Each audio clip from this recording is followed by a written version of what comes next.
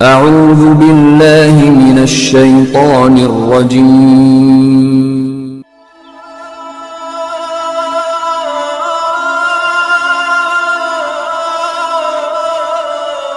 بسم الله الرحمن الرحيم۔ اسلام کے عظیم مصنفین میں سے ایک مصنف، عظیم شاعروں میں سے ایک شاعر، عظیم صوفیوں میں سے ایک صوفی، حضرت مولانا رومی رحمۃ اللہ علیہ۔ حضرت مولانا رومی رحمۃ اللہ علیہ کا نام محمد، لقب جلال الدین اور شہرت مولانا روم، مولانا رومی اور مولائے روم کے نام سے ہے۔ صدیق اکبر رضی اللہ تعالیٰ عنہ کی نسل پاک سے ہیں۔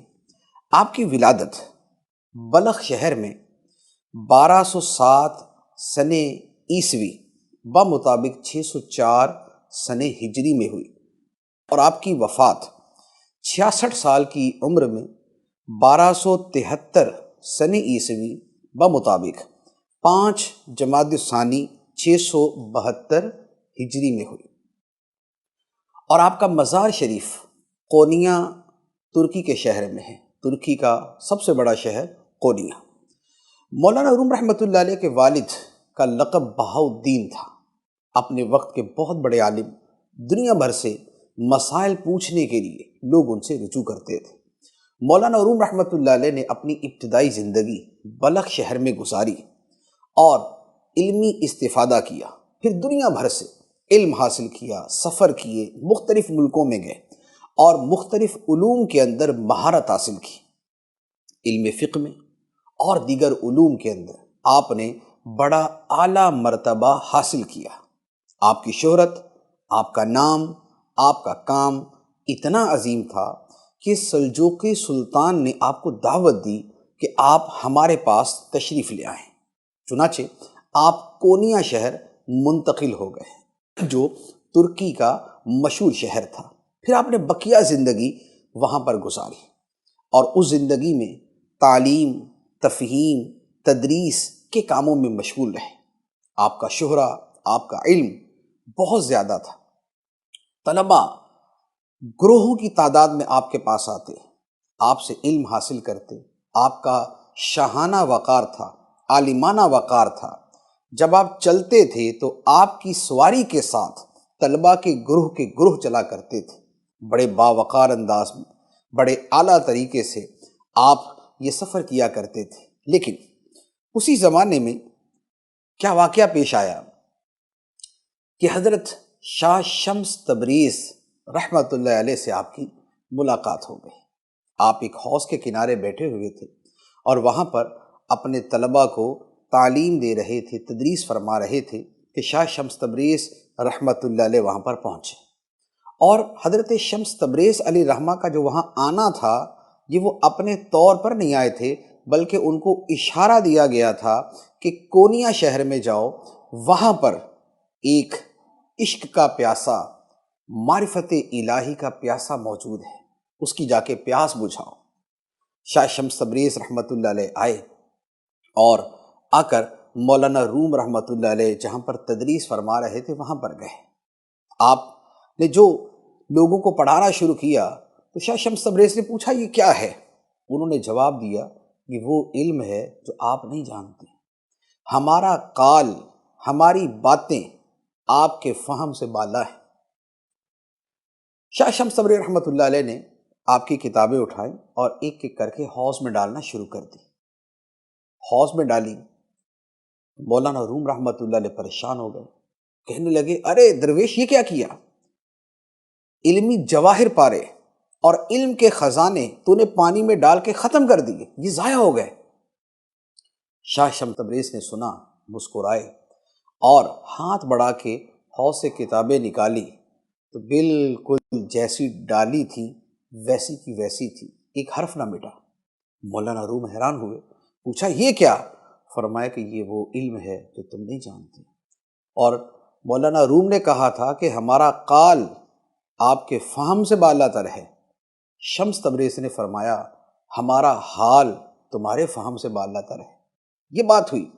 اس کے بعد مولانا روم رحمۃ اللہ علیہ نے حضرت شاہ شمس تبریز کی صحبت اختیار کر لی، ان کے ساتھ محبت اور عشق کا ایسا تعلق بنا کہ اپنی زندگی ان کے ساتھ گزارنے کے لیے تیار ہو گئے۔ تدریس چھوڑ دی، تعلیم چھوڑ دی، مدرسہ چھوڑ دیا، اپنے معمولات کو ترک کر دیا، بس ہر وقت شاہ شمس تبریز علیہ رحمہ کے پاس بیٹھے رہتے اور معرفت کی باتیں ان سے سنتے رہتے، معرفت کا علم ان سے حاصل کرتے رہتے، عشق الہی اور معرفت الہی کے دریاؤں میں غوطہ زن ہوتے رہتے اور وہاں سے معرفت کے موتی اور عشق الہی کے انمول جواہرات حاصل کرتے رہتے۔ لوگوں نے بڑا شکوہ کیا، شکایت کی، بہت کچھ کلام کیا، بہت کچھ باتیں کی، لیکن مولانا رومی رحمۃ اللہ علیہ نے شاہ شمس تبریز کو نہ چھوڑا، حتیٰ کہ شمس تبریز علیہ رحمہ وہاں سے ہجرت کر گئے۔ ان کے جانے کے بعد پھر مولانا روم رحمۃ اللہ علیہ کا جو عشق اور بے قراری تھی وہ اور بڑھ گیا۔ اب لوگ پریشان ہوئے کہ ہمارے طعنوں کی وجہ سے شاہ شمس تبریز چلے گئے، اور اب بجائے اس کے کہ مولانا رومی کا حال سیدھا ہوتا، صحیح ہوتا، یہ تو اور زیادہ خراب ہو گیا۔ اب انہوں نے معذرت کی، معافی مانگی، اور مولانا رومی رحمۃ اللہ علیہ نے حضرت شاہ شمس تبریز کو بلانے کے لیے خط لکھے۔ بالآخر شاہ شمس تبریز تشریف لائے، لیکن آپ کو وہاں پر شہید کر دیا گیا۔ لیکن جو مولانا رومی رحمۃ اللہ علیہ کی تربیت ہونی تھی، جو ان کو مقام و مرتبہ ملنا تھا، جو علم ظاہر کے ساتھ علم باطن حاصل ہونا تھا، جو قال کے ساتھ حال کا علم نصیب ہونا تھا، جو علم کے ساتھ عشق کی دولت ملنی تھی، وہ آپ نے پوری طرح وصول کر لی۔ اور مولانا روم رحمۃ اللہ علیہ خود بڑی محبت کے ساتھ اپنے پیر و مرشد کے بارے میں فرماتے ہیں کہ پیر و مرشد کا جو قرب تھا اور جو ان کی صحبت تھی، اسی نے مجھے اتنا بڑا بنا دیا۔ چنانچہ اپنے شعر میں کہتے ہیں، مولوی ہرگز نہ شد مولائے روم، تا غلام میں شمس تبریز نشد۔ مولوی تب تک مولائے روم نہ بنا جب تک شمس تبریز کی غلامی میں نہ آیا۔ شمس تبریز کی غلامی نے اور ان کی صحبت نے مجھے روم کی ایسی عظیم ہستی بنا دیا۔ مولانا روم رحمۃ اللہ علیہ کی بہت سی تصانیف ہیں، جن میں 3 تصنیفات بڑی مشہور ہیں۔ ایک فیہ ما فیہ، یہ فارسی نثر کے اندر ہے اور بڑی خوبصورت کتاب ہے، اس میں مختلف مقالہ جات ہیں۔ ایک آپ کی کتاب دیوان شمس تبریزی، جو شاعری کی کتاب ہے لیکن آپ نے اپنے پیر و مرشد کے نام منسوب کر دی۔ اور تیسری کتاب وہ عظیم کتاب ہے کہ جو دنیا کی مشہور ترین کتابوں میں شمار کی جاتی ہے۔ دنیا کی مشہور ترین 100 کتابوں کی فہرست اور سب سے مؤثر اور سب سے مشہور کتابوں کی فہرست جب بھی بنی، اس میں یہ کتاب سب سے اعلیٰ ترین کتابوں میں شمار کی گئی، یعنی مثنوی مولانا روم رحمۃ اللہ علیہ، جسے مثنوی مانوی بھی کہا جاتا ہے۔ آپ کی یہ کتاب عشق، محبت الہی، معرفت الہی، تصوف، طریقت، حقیقت اور اس باریک دریا کے اندر چھپے ہوئے موتیوں کو سامنے لانے والی ہے۔ عشق الہی، محبت الہی اور معرفت الہی مثنوی کا سب سے بنیادی موضوع ہے۔ پہلا شعر عشق سے شروع ہوتا ہے اور وصال اور فراق کی باتیں کرتا ہے، پھر اس کے بعد جگہ جگہ عشق کی باتیں ہوتی ہیں۔ چند اشعار مثنوی سے عرض کرتا ہوں۔ شروع کلام ہوتا ہے، بشنو ز نیل چوں حکایت میں کند، از جدائی ہا شکایت میں کند، سینہ خواہم شرح شرح از فراق، تا بگویم شرح درد اشتیاق۔ فرماتے ہیں کہ بانسری سے سن کہ وہ کیا حکایت بیان کرتی ہے، وہ درد اور جدائی کی شکایت کرتی ہے۔ جو بانسری کی آواز ہے یہ جدائی اور درد کی شکایت کرتی ہے، اور فرماتے ہیں کہ میں ایسا سینہ چاہتا ہوں کہ جو جدائی سے پارا پارا ہو، تاکہ میں عشق کے درد کی تفصیل سنا سکوں۔ تو عشق الہی، محبت الہی، یہ آپ کا بنیادی موضوع تھا۔ عشق کے اوپر آپ کے 2 اشعار اور ہیں، بڑے خوبصورت ہے، پورا کلام ہے وہ، اور اس میں فرماتے ہیں شاد باد اے عشق خوش سودائے ماں، اے طبیب جملہ علت ہائے ماں، اے دوائے نخوت و ناموس ماں، اے تو افلاطون و جالی نوس ماں۔